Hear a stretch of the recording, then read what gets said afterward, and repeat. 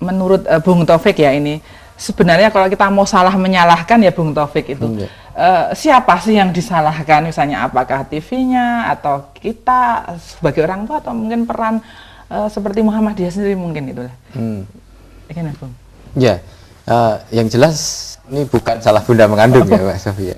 Bukan salah dosennya yang mengajarkan internet itu kan. Nanti kan bisa disalahkan. Saya kira kita harus melihatnya dari perspektif yang lebih luas gitu ya, karena problemnya ini tidak sederhana gitu ya, dan teknologi itu kan tidak mudah untuk kemudian bisa dikontrol. Perkembangan teknologi informasi yang sedemikian pesat. Ada banyak unsur yang terlibat di sini ya, dari sisi pembuatnya tentu ini juga suatu kesalahan. Saya melihat ada sesuatu yang bisa kalau kita kaitkan dengan hukum gitu ya. Ini kan juga bisa dikaitkan dengan cybercrime gitu ya, penyalahgunaan internet untuk melakukan kejahatan. Karena di sini ada bentuk eksploitasi, misalnya ada eksploitasi terhadap tubuh perempuan atau tubuh laki-laki barangkali ya ada juga ya. Selama itu cenderung mengeksploitasi organ-organ seksualnya misalnya ya. Atau bahkan yang lebih memprihatinkan lagi, dalam banyak kasus itu anak-anak yang jadi korban gitu ya. Nah, ini kan dari sisi pembuatnya tentu ini sebenarnya bisa dijerat dengan ketentuan hukum. Tapi juga memang tidak bisa dipungkiri dari sisi penggunanya sendiri yang memanfaatkan itu ya harus difilter gitu ya, sehingga kemudian yang kalau ini kan seperti hukum ekonomi saja ya, antara supply and demand gitu ya. Kalau demandnya banyak yang pengen mengakses, kan akhirnya kemudian juga orang yang menyuplai itu juga senang-senang saja meskipun ada kekhawatiran hukum misalnya. Celakanya yang demand itu malah yang banyak ya Pak ya. Gitu. Oke.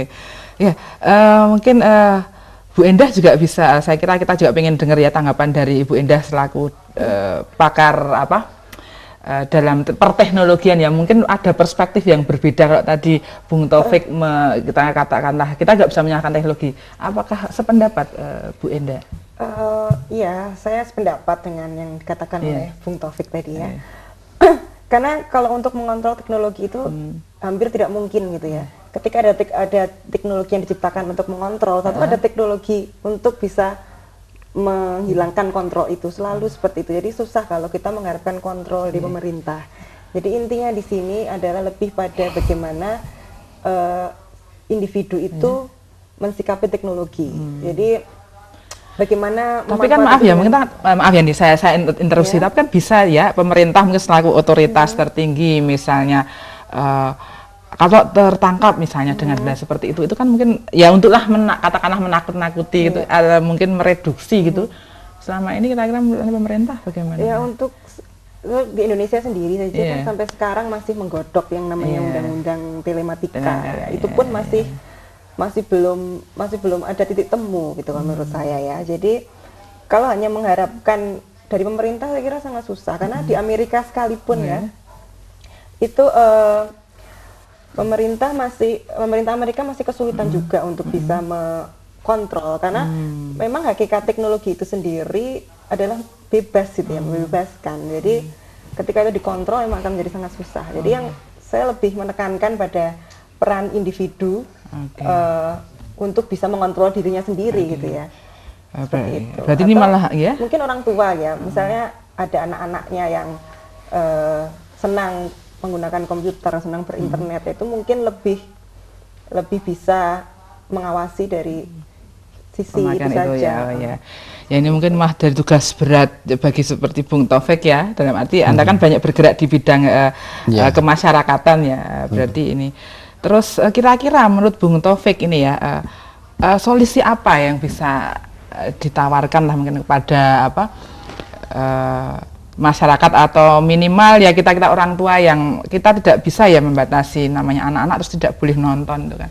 Tapi apa solusi yang bisa? Ya, pertama saya mau komentari Mbak Indah tadi ya, yang tetap kita tidak hanya kemudian hanya menyerahkan sepenuhnya kepada pengguna ya, bagaimanapun juga pemerintah tetap harus bertanggung jawab, harus ada upaya regulasi. Karena tadi saya pikir itu kabar gembira bagi seperti Mas Bundet kalau karena kalau sama sekali tidak ada regulasi, wah bisa kemudian kan bisa jadi bola liar gitu ya. Nah, regulasi tetap saya kira perlu upaya-upaya untuk semakin memperkuat regulasinya. Tapi memang saya juga sadar sepenuhnya bahwa sekuat apapun regulasi itu nanti tetap akan bobol gitu ya. Nah, dari sinilah kemudian penguatan filter dari sisi para pemanfaat teknologi informasi itu sendiri yang juga harus diperkuat. Seperti moral ya. Ya, penguatan dari sisi itu, kemudian kesadaran bahwa itu sesuatu yang useless gitu ya, sebenarnya tidak banyak manfaatnya untuk pengembangan diri. Pendidik gitu, juga memang karena memang karena biasanya teknologi seperti ini banyak juga digunakan untuk di bidang pendidikan ya. Ya pemirsa, memang sepertinya berat sekali tugas kita ya, karena juga banyak faktor yang terkait dengan masalah ini ya. Tapi mungkin ada yang menarik ya. Saya kembali ke misalnya Mas Bondet ya, Anda merasa bersalah nggak toh menikmati ini? Ya, nggak merasa bersalah. Nggak merasa bersalah, oke. Oh, sudah berapa tahun? Wajar sih menurut saya. Wajar, oke. Iya. Mumpung masih muda gitu ya Mas ya? Iya. Orang tua kira-kira? Nggak tahu sih, nggak tahu. Banyak ya teman-teman Anda masih kuliah? Ya, hampir rata-rata teman-teman tuh banyak yang mengakses gitu. Saya kira itu wajar. Oh wajar, oke. Ya, oke. Oke, kayaknya ini waktunya sudah sudah selesai ya. Pemirsa, sayang sekali bahwa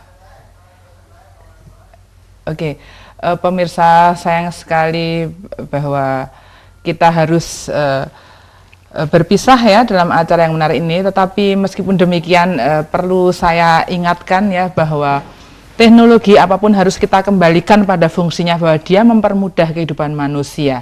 Jadi bukan dia yang menjadi panglima.